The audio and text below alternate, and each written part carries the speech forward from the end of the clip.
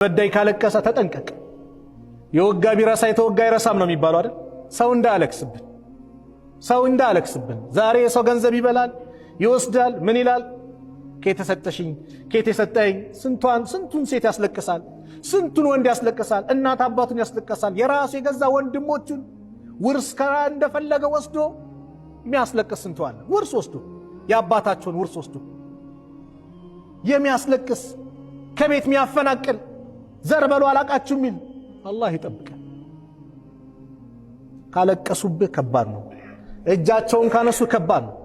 ምንም ጊዜ ቢቆይ ላንቺን ልረዳ የተበዳይን እኮ ነው ተበዳይውን አካል ልረዳ ቃል እገባለሁ ብሏል አላህ Subhanahu Wa Ta'ala። አላህ ደግሞ ቃል ኪዳኑን የሚፈጽም ጌታ ነው። ወለድ መብላት አንድ ታሪክ ልንገራችሁ በወለድ ዙሪያ። ሐቢብ አቡ መሐመድ የሚባል ሰው ነበር። በወለድ የሚነግድ ነው እና ወለድ ሰው እያበደረ በወለድ እየነገደ ሰዎችን ያስለቅሳል።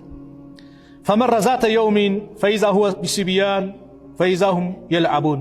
አንድ ቀን በህፃናቶች ቦታ ላይ ህፃናቶች እየተጫወቱ ሲያለ ያልፋል ይሄ ሐቢብ አቡ መሐመድ የሚባል ሰው። فقال بعضهم لبعض ህፃናቶች ናቸው ከፊሉ ለከፊሎቹ ማለት ጀመሩ። قد جاء آكل الربا ሪባ የሚበላው ሰው መጣ አሉ። ሱብሃንአላህ በጣም በሪባ ይኖረ ነው አላህ ሲያጋልጥ ተመልከቱ። فانكسر رأسه ራሱን እንደዚያ ቀረቀረ። وقال يا رب ብሎም ማለት ጌታዬ ወይ أفشيت سري إلى الصبيان ሚስጥሬን ለህፃናት አጋለጥክብኝ አለ።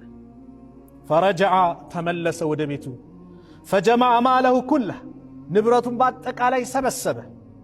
وقال ብሎም ማለት يا رب ጌታዬ ወይ إني آسر እኔ አንተ ምርኮኛ እስረኛ ነኝ። وإني قد اشتريت نفسي منك بهذا المال እኔ ካንተ ደግሞ ነፍሴን በዚህ በሰበሰብኩት ገንዘብ ካንተ ገዝቻለሁ ነፃ አውጣኝ አለ።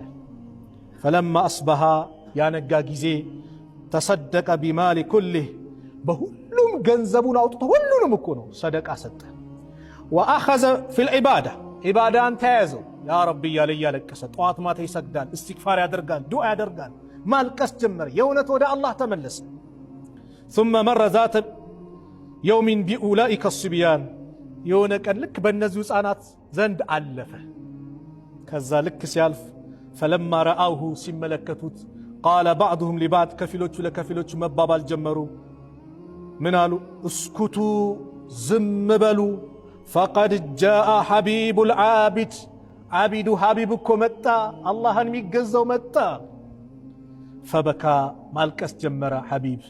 وقال على يا ربي ጌታዬ ወይ أنت تزم مرة وتحمد مرة أنت ስትፈልግ ዝቅ ታደርጋለህ ሰዎች እንዲወገዙ ታደርጋለህ፣ ስትፈልግ ደግሞ ሰዎች እንዲመሰገኑ እንዲወደዱ ታደርጋለህ። ሁሉን ነገር ባንተ እጅ ነው ያለው አለ። ወደ አላህ ተመለሰ። ሪባ ሲበላ ሌላም ወንጀል ስንሰራ አላህ አቀብንም ብለን እንደፈለግን ስንሆን አላህ ሊደብቅልን ይችላል። ሲደጋገምን ሲል ግን አላህ ያዋርደን ይችላል፣ ህዝብ ዘንድ ሊያወጣን ይችላል። ስለዚህ ሁሌም ወደ አላህ መመለስ አላህን ምሕረት